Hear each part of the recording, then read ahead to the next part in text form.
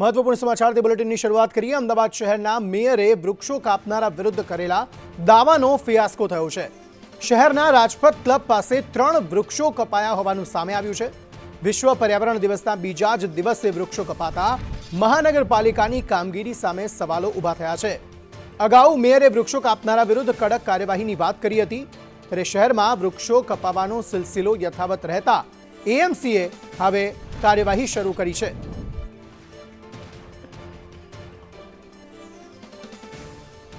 અમદાવાદના મેયરના દાવાનો ફિયાસ્કો થતો જોવા મળી રહ્યો છે, કારણ કે શહેરમાં વૃક્ષો કપાવાનો સિલસિલો યથાવત જોવા મળી રહ્યો છે।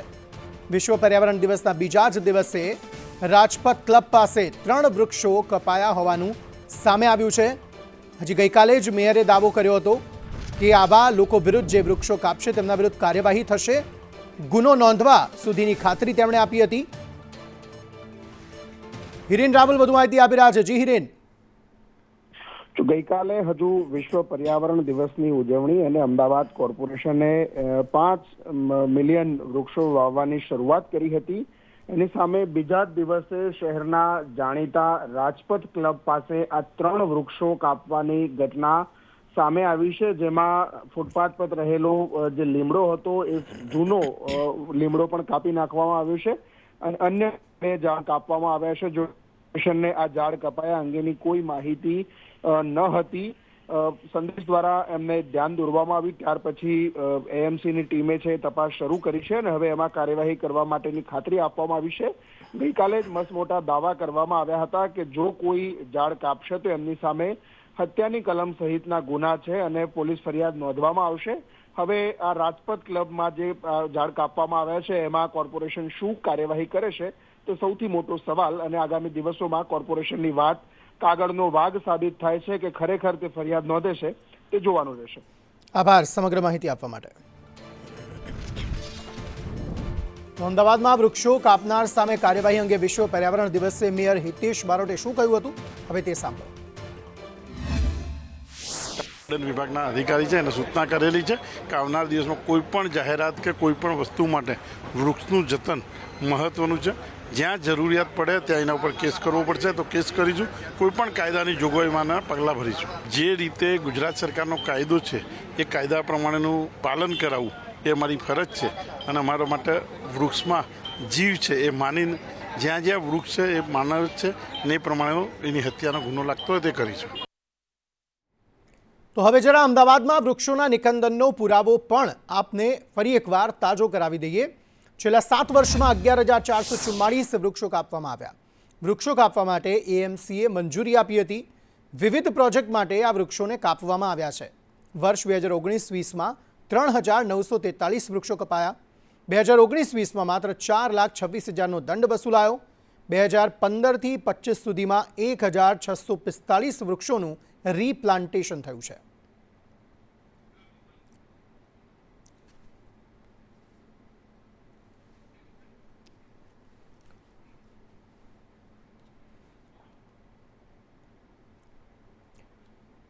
તો વિશ્વ પર્યાવરણના બીજા જ દિવસે આ પ્રકારે સ્થિતિ જોવા મળી કે જ્યાં રાજપથ ક્લબ હતું તેની પાસે જ 3 જેટલા વૃક્ષો કાપી નાખવામાં આવ્યા અને વર્ષોથી આ સ્થિતિ રહી છે કે એએમસીની કથની અને કરણીમાં ફરક જોવા મળ્યો છે। સ્થિતિ એવી છે કે વર્ષો વર્ષ સુધી એએમસી દ્વારા જ મંજૂરી આપવામાં આવે છે આ વૃક્ષોને કાપવાની।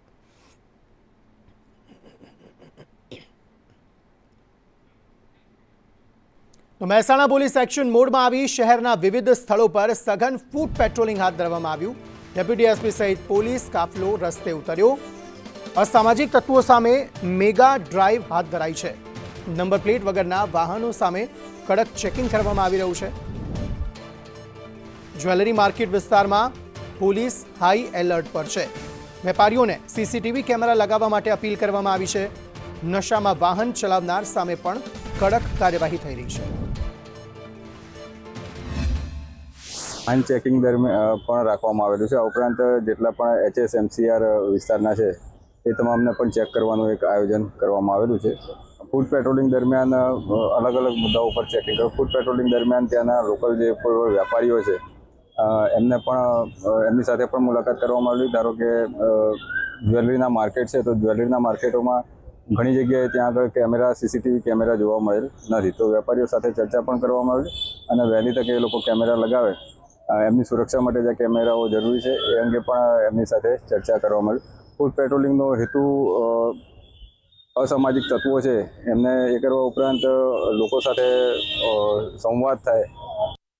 જામનગરમાં ફેન્સી નંબર પ્લેટ લગાવી ભારે પડી ગઈ. ફેન્સી નંબર પ્લેટ લગાવીને રોફ જમાવો યુવકને ભારે પડ્યો. કમાન્ડ એન્ડ કંટ્રોલ સેન્ટરની સતર્કતાથી ભાંડો ફૂટ્યો હતો. જે નંબર પ્લેટ લગાવી હતી એ તપાસમાં નંબર રોયલ એનફિલ્ડ બુલેટનો હોવાનું ખુલ્યું. ટ્રાફિક પોલીસની તપાસમાં નકલી નંબર પ્લેટનો પર્દાફાશ થયો. પૃથ્વી રમેશ નડિયાપરાની પોલીસે ધરપકડ કરી છે. સિટી બી ડિવિઝન પોલીસ સ્ટેશનમાં આ મામલે ગુનો નોંધાયો છે. નકલી નંબર પ્લેટનો ઉપયોગ ક્યાં થતો હતો તે દિશામાં તપાસ હાથ ધરવામાં આવી.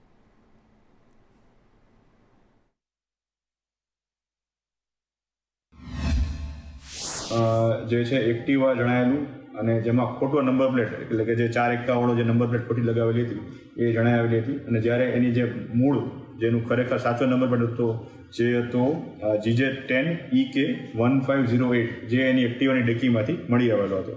આમ આ જે આરોપી છે જેનું નામ છે પૃથ્વી રમેશ નડિયાદર, આ વ્યક્તિ દ્વારા પોતાની સાચી નંબર પ્લેટ દૂર કરી અને તેની જગ્યાએ 451 ખોટી number plate fancy number plate લગાવી અને ખોટી નંબર પ્લેટનો સાચા તરીકે ઉપયોગ કરી જાણતા હોવા છતાં પણ આ પ્રકારનું ગુનાહિત કૃત્ય કરેલું હતું. જે બાબતે ટ્રાફિક પોલીસ સ્ટેશન દ્વારા સિટી બી ડિવિઝન પોલીસ સ્ટેશનમાં ભારતીય ન્યાય સંહિતાની કલમ 336(2), 336(3) અને 340(2) મુજબનો ગુનો દાખલ કરવામાં આવેલો છે.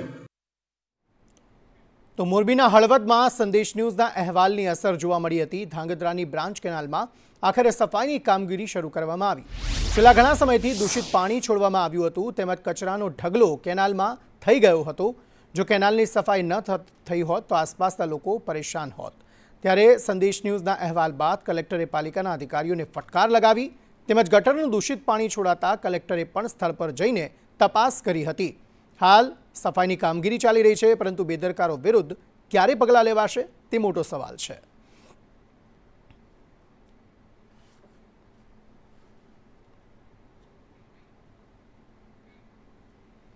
આણંદ શહેરના ભાલેજ રોડ પર બેફામ ડમ્પર ચાલકોના ત્રાસથી લોકોમાં આક્રોશ ફાટી નીકળ્યો છે. ઓવરલોડ ડમ્પરો અને ભારે માલવાહક વાહને એક મોપેડ ચાલકને કચડી નાખતા સ્થાનિકોએ વિરોધ નોંધાવ્યો હતો. લોકોએ પોલીસ કમિશનર અને નિવાસી અધિક કલેક્ટર અને મેયર તેમજ મ્યુનિસિપલ કમિશનરને આવેદનપત્ર આપ્યું હતું. બેફામ રીતે દોડતા ભારે વાહનો પર પ્રતિબંધની સ્થાનિકોએ માંગ કરી હતી. ભાલેજ ઓવરબ્રિજથી સામરખા ચોકડી સુધીના માર્ગ પર રોડની બંને તરફ રહેણાંક વિસ્તારો, શાળા અને મસ્જિદ આવેલી છે. માટે અવરજવર માટે ઝેબ્રા ક્રોસિંગ અને સ્પીડ બ્રેકર લગાવવાની પણ માંગ કરવામાં આવી છે. સવાલ એ થઈ રહ્યો છે કે આખરે કોની રહેમ નજર હેઠળ ભારે વાહનોને શહેરમાં આવવા દેવાય છે? શું હપ્તા લઈને ડમ્પર ચાલકોને શહેરમાં પ્રવેશવા દેવાય છે?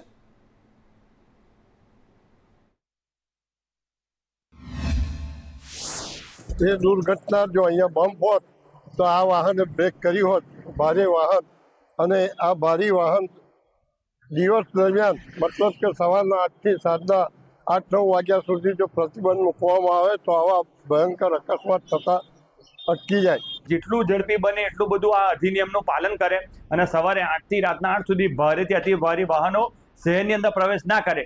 એક અકસ્માતની ઘટના બની હતી. મહિના અગાઉ પણ એક મહિલાની મૃત્યુની ઘટના બની હતી અને એ ફક્ત ને ફક્ત જે બેફામ ડમ્પર ચાલકો છે તેમના આ જે બેફામ ડ્રાઇવિંગના કારણે જ થાય છે. તંત્ર દ્વારા તેઓનું કોઈ પણ પ્રકારનું ધ્યાન આપવામાં નહીં આવતું. અગાઉ જે જાહેરનામું બહાર પાડવામાં આવ્યું તેનો કોઈ અમલ થયો નથી. કે ભારે વાહનોને 8 થી 8 નું અંદર આણંદ કરમસદ મહાનગરપાલિકામાં એમાં રિસ્ટ્રિક્શન આવે અને એનો પરિપત્ર જાહેર અમલીકરણ કરે. બોમ્બ અહીંયા બંને આવ્યા હતા, બોમ્બ પહેલા બનાવેલા હતા, ત્યાં રીસર્ફેસિંગ કરીને એ બોમ્બને કાઢી નાખવામાં આવ્યા છે. હવે એ જો બોમ્બ હોત તો કાલે એક 65 વર્ષીય વૃદ્ધનું જે મૃત્યુ થયું એ કદાચ ના થયું હોત.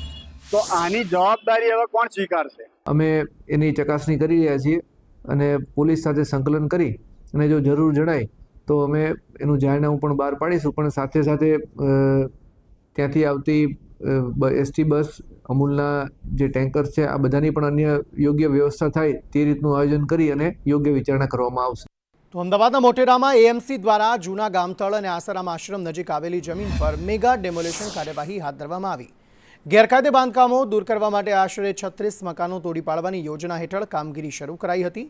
ડેમોલેશન પહેલા સ્થાનિક રહીશોએ ઉગ્ર વિરોધ નોંધાવ્યો હતો અને કેટલાક લોકોએ આત્મવિલોપનની ચીમકી પણ આપી હતી. જોકે ચુસ્ત પોલીસ બંદોબસ્ત વચ્ચે એએમસીની ટીમે સ્થળ પર પહોંચી કાર્યવાહી આગળ ધપાવી હતી. વિરોધ દરમિયાન કેટલાક સ્થાનિકોની અટકાયત પણ કરવામાં આવી હોવાનું જાણવા મળ્યું છે.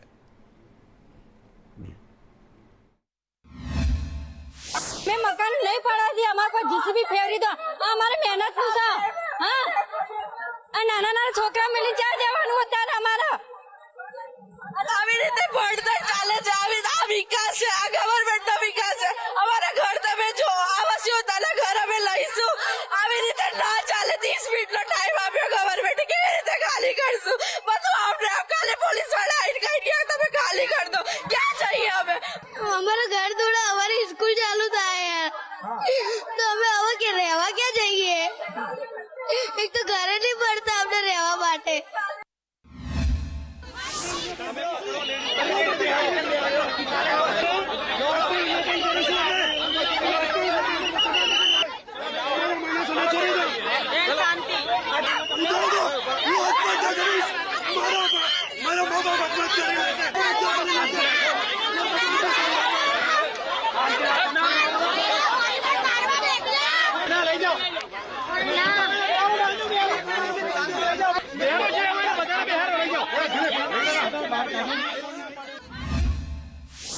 मस्जिद को तोड़ के दिखाओ आश्रम मंदिर और गृहस्थियों के घर उजाड़ने को मिले तुमको तुम्हें दया नहीं आती ये कहाँ जाएंगे सामान लेके एक दिन में समय तो देना चाहिए कोर्ट के आदेश पर आना आदेश ऐसे थोड़ी सरहद के भी तो भी तुम परेशान कर रहे हो हमें हमाરું મકાન તોડી દેવા નથી માંગતા પોતાનું કામકાજ છે અમારું તો અમે ભાઈ તમે માપણી કરી નાખો અમે જાતે તોડીશું તમે જીજીબી ના ફેવરશો અમારા મકાન ઉપર આખું તૂટી જશે સરકારી ફેસિલિટી અમને કઈ દિવસ સુધી નથી આલી અડધી રાતે આ લોકો ચોરો જેમ આયા અને પાણી બંધ કરી જતા રહ્યા અમે કમિશનર જોડે ગયા કમિશનર શું કે તમારાથી જે થાય કરી લો પણ પાણી તો નહીં જ આવે નોટિસ મળી હતી એના 1.5 વર્ષ પહેલાની વાત છે. નોટિસ મળી હતી નોટિસ પ્રમાણે અમે કોર્ટમાં કેસ ચેલેન્જ કર્યો એના પ્રમાણે કોર્ટે જજમેન્ટ આપ્યું કે ભાઈ 50 વારનું કાયદેસર તમારું છે અને 50 વારનું ઉપરનું જે બાંધકામ છે એ એમનું છે. એટલે પછી એમણે કહ્યું કે હા ભાઈ તમે અમને માપણી કરીને આપો અમે તમે કોઈ એ પ્રમાણે અમે જાતે તોડી નાખીશું અમે બધા તૈયાર છીએ. પણ આજ દિન સુધી એ લોકો આયા નહીં. આજ દિન સુધી એ લોકોએ શું કર્યું કે અમે તમે સમાધાનના પેટે અમને ફ્લેટ પાડવી દો ફ્લેટ લઈ લો તેને અહીંથી નીકળી જાઓ. અમે કહ્યું કે અમારે ફ્લેટમાં નથી જવું જૂનું ગામતળ છે અમને ગામતળ બીજું વસાઈ આપો અને અમે ત્યાં બધા જવા તૈયાર છીએ. તમારા ઉપરથી આ બુલડોઝર ફેરવી દો અમને મારી નાખો તો જ અમે જમીન આપીશું બાકી અમે જમીન નહીં આપીએ. અને તો તમે એવું કહેતા હોય કે કોઈ મોટો વિકાસલક્ષી પ્રોજેક્ટ કરવાનો હોય ને તો અમારું સમર્થન છે પણ ક્યારે અમને યોગ્ય વળતર આપે અથવા તો અમારો જેવો પ્લોટ છે એવું સારો પ્લોટ અને બાંધકામનો ખર્ચ આપે ત્યારે.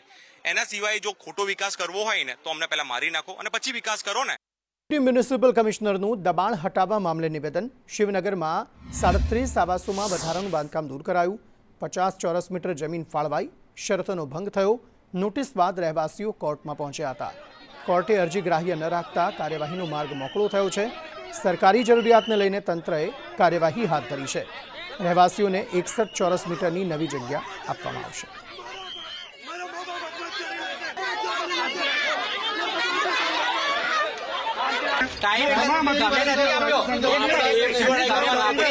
તમે માફી કરવા આવ્યા અમે માફી કરવા આવ્યા તમે ચાલો અમે બી કાયદા નથી કાયદા પ્રમાણે તમે નામદાર કોર્ટના ચુકાદાને ધ્યાનમાં લઈ અને તેઓને અત્રેથી જણાવવામાં આવેલ. આમ છતાં તેઓએ બાંધકામ દૂર ન કરતા આજના દિવસમાં આપ જે કાર્યવાહી નિહાળી રહ્યા છો તે અંતર્ગત 50 ચોરસ મીટર કરતા વધુ ગેરકાયદેસરનું બાંધકામ દૂર કરવાની કાર્યવાહી અત્યારે ચાલુ છે. સુરતમાં ભૂતિયા ડિમોલેશનને લઈને એસએમસીની પોલ ખુલી ગઈ. એક સપ્તાહ બાદ પણ હજુ એસએમસી તપાસનું રટણ કરી રહી છે. સંકલન બેઠકમાં એમએલએના સવાલનો એસએમસી કમિશનર પાસે જવાબ નથી. ડિમોલેશનના એક સપ્તાહ બાદ પણ એસએમસી તપાસનું રટણ કરી રહી છે.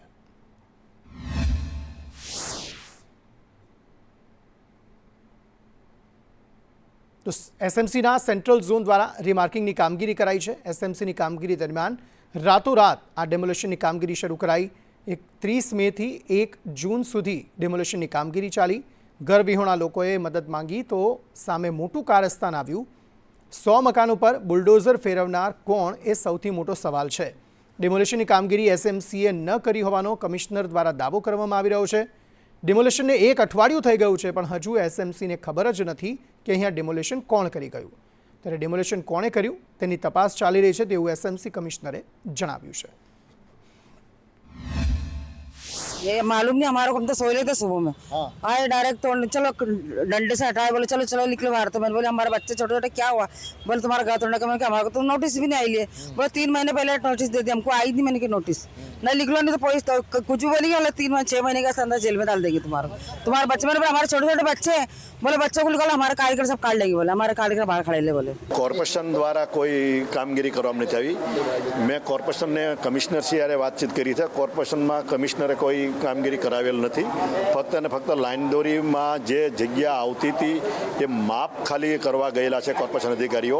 બાકી અન્ય કોઈએ કરી છે એવી માહિતી આપવામાં આવી છે ત્યારે મને. ડિમોલિશનમાં કોર્પોરેશનનો કોઈ રોલ જ નથી. હું એ જ કહું છું, કોર્પોરેશને ફક્ત ને ફક્ત ડિમાર્કેશન માટે જ કાર્યવાહી કરી છે. હવે એ તો તપાસનો વિષય છે અને મ્યુનિસિપલ કમિશનરશ્રીને મેં આ બાબતે સૂચના આપી છે કે આ ડિમોલિશન કઈ રીતે થયું તેનો વિગતવાર રિપોર્ટ મને આપવામાં આવે.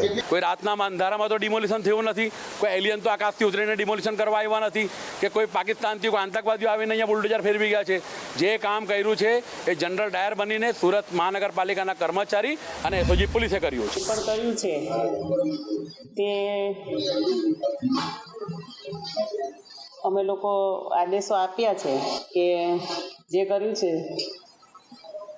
તેને વહેલી તકે તમને જાણ કરીશું કે આમાં જે પણ કાર્યવાહી થશે અને જે પણ અધિકારી આમાં હશે તેને વહેલી તકે અમે કાર્યવાહી કરશું. તો ભૂતિયા ડિમોલેશનને લઈને લાજવાને બદલે ગાજતા બાબુઓ કાર્યપાલક ઇજનેર રામજી વાલાએ ઉડાવ જવાબ આપ્યા. મને એટલી ખબર છે કે ડિમોલેશન એસએમસીએ નથી કર્યું. ડિમોલેશન કોણે કર્યું એ મીડિયા શોધે. ડિમોલેશન કોણ કરી ગયું એ અમારો પ્રશ્ન નથી તેવો ઉડાવ જવાબ તેમણે આપ્યો.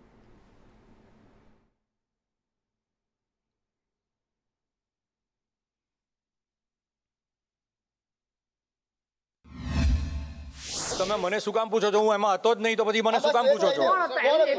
એ મને શું ખબર કોણ હતા? એ તમે શોધો કોણ હતા એ તમે શોધો. ના, એસએમસી નહોતા. બસ તો એસએમસી નહોતો. એસએમસી નહોતો. ના, અમે નથી માંગ્યો બંદોબસ્ત. તો પોલીસને પૂછો. હા તો પૂછો એમને. અમે ના પાડીએ છીએ તમને કે અમે બંદોબસ્ત નથી માંગ્યો. ખ્યાલ નથી. નહીં, બધાને જ ખ્યાલ છે. તમને નથી ખ્યાલ? તૂટી ગયા. તમારો સવાલ શું છે? કોણે તોડ્યા? એસએમસી નથી તોડ્યા. બસ તો એસએમસી નથી તોડ્યા.